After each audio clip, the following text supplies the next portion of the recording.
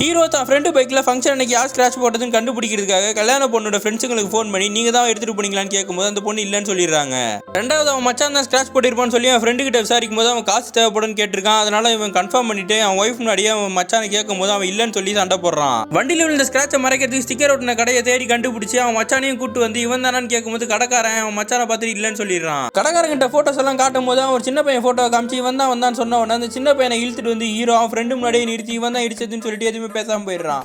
அந்த பையன் யாருன்னா ஹீரோ ஃப்ரெண்டோட சொந்தக்கார பையன் தான். ஹீரோ ஃப்ரெண்ட் அவன் அடிக்க போகும்போது அவன் சொல்றான் உங்க ஒய்ஃப் தான் இந்த விஷயத்தை வெளியே தெரியக்கூடாதுன்னு சொன்னாங்க. அவங்க ஒரு பார்சல் வாங்கிட்டு சொன்னாங்க. அதை வாங்கிட்டு திரும்பி வரும்போது எனக்கு ஆக்சிடென்ட் ஆயிடுச்சுன்னு சொல்றான். ஹீரோ ஃப்ரெண்டும் தான் ஒய்ஃப் கிட்ட போய் இந்த விஷயத்தை பத்தி விசாரிக்கிறான். அன்னைக்கு நைட்டு என்கேஜ்மெண்ட் அன்னைக்கு ஹீரோவோட மச்சினிச்சிக்கு கழுத்துல போட செயின் கூட இருந்திருக்காது. அதுக்காக தான் இந்த பொண்ணு பார்சல் எடுத்துட்டு சொல்லியிருப்பா. வரும்போது தான் ஆக்சிடென்ட் ஆயிருந்திருக்கும். ஹீரோட ஒய்ஃபும் ஹீரோ கிட்ட இந்த பிரச்சனை பத்தி சொல்லுவா. ஹீரோட ஃப்ரெண்டும் தான் ஒய்ஃபை கூட்டாங்க. வந்த உடனே பிரச்சனை முடிஞ்ச எல்லாம் நார்மலா இருப்பாங்க. ஆக்சிடென்ட்னால பைக்ல ஸ்கிராட்ச் பண்ணிருக்காது. ஃப்ரெண்டோட மாமனார் தான் அன்னைக்கு நைட்டு பைக்கை ஓட்ட தெரியாம ஸ்கிராட்ச் போட்டிருப்பாரு.